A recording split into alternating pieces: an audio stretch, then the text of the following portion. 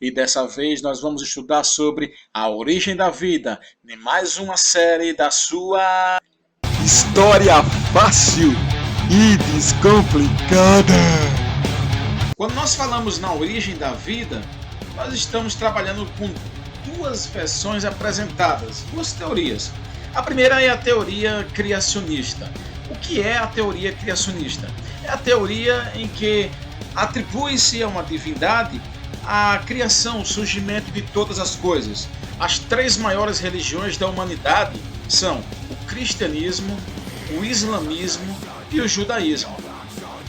Para essas três religiões, para o mundo ocidental, para a civilização ocidental e também para a maior parte dos defensores do criacionismo, a vida na Terra teria surgido conforme está registrado no relato do livro de Gênesis.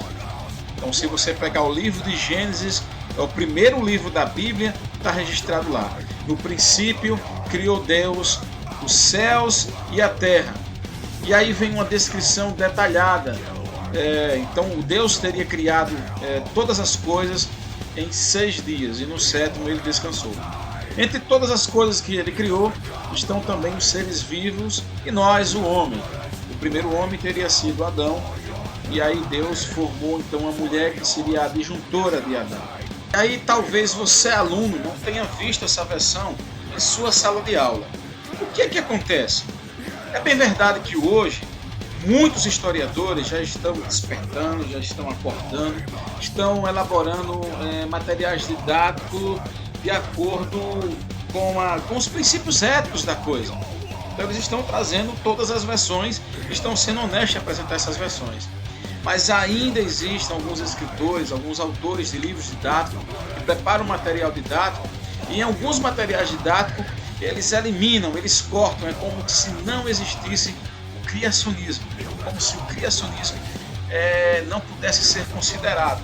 Então alguns livros didáticos não contêm de maneira alguma versão criacionista. Outros autores até colocam o criacionismo, mas eles costumam tripudiar das três maiores religiões do mundo e da versão apresentada pela maioria dos criacionistas, porque se você quer falar sobre os criacionistas, você precisa ser sincero nos seus argumentos.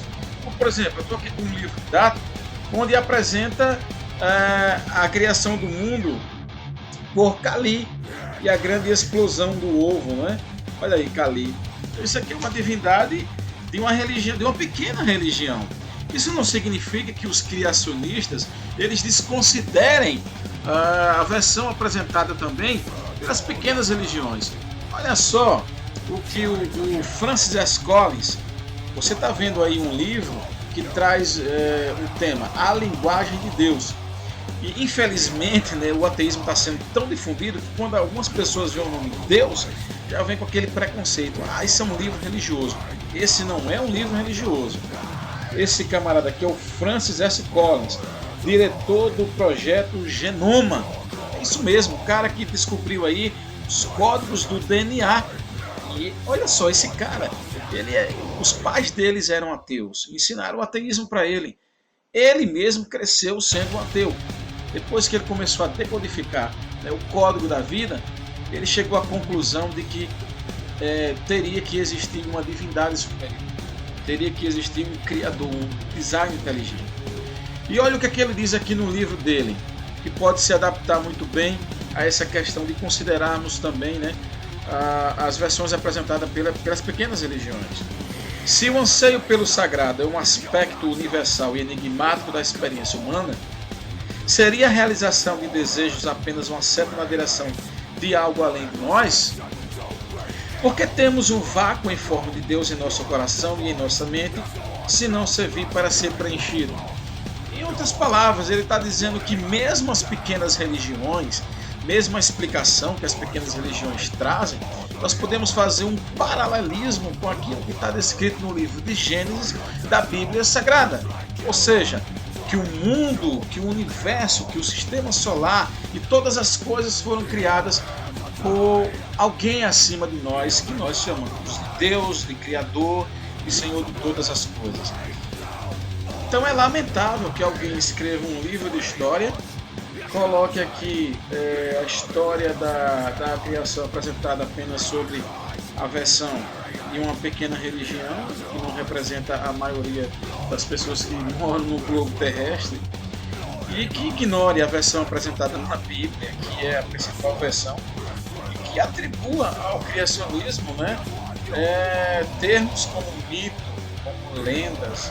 Então, realmente é uma coisa direcionada, né, e a gente só tem realmente a lamentar. Não estou aqui de maneira alguma, preste bem atenção a isso, de maneira alguma querendo que as pessoas acreditem na existência de Deus. Também não estou querendo de maneira alguma que as pessoas escrevam livros didáticos que dizem: olha, Deus é uma realidade, a versão verdadeira é a versão criacionista. Não é nada disso. O que eu estou contestando aqui é a omissão de algo que existe, que é o criacionismo. O criacionismo, além de existir, ele é formado hoje por um corpo acadêmico. Hoje existe o criacionismo científico, onde diversos profissionais de diversas áreas do saber compõem. Então existem as associações criacionistas, existem os seminários criacionistas, existem os encontros criacionistas, existem os artigos científicos publicados por criacionistas, existem livros publicados por criacionistas, e todos esses livros estão abordando o assunto à luz da ciência. Existe também museu criacionista, só para que você tenha ideia.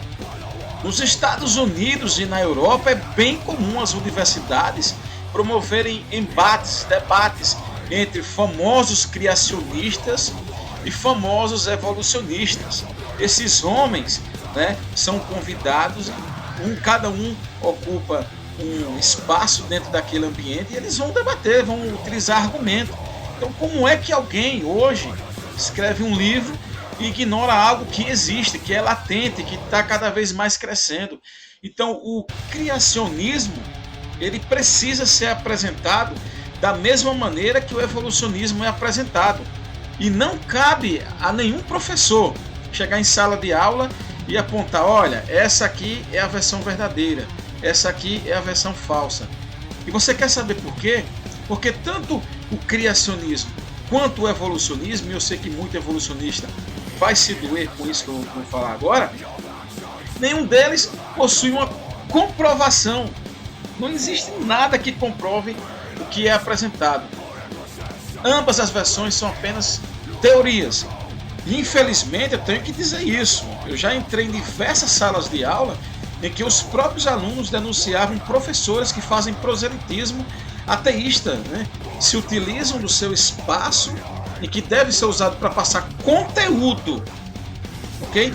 Para doutrinar crianças, para dizer que Deus existe ou que deixa de existir. Essa não é a função de um professor. O papel do professor é apresentar o conteúdo, apresentar as diferentes versões e deixar a critério do aluno aquilo que ele vai acreditar, o que vai deixar de acreditar, a ideia política que ele vai formar, o que vai deixar de formar, ok? Nada de doutrinação. No próximo vídeo, galera, nós vamos dar prosseguimento nesse assunto e nós vamos entrar na questão do evolucionismo. Um abraço, divulga esse vídeo, espalha aí, veja os vídeos que você não viu ainda. Um abraço, valeu!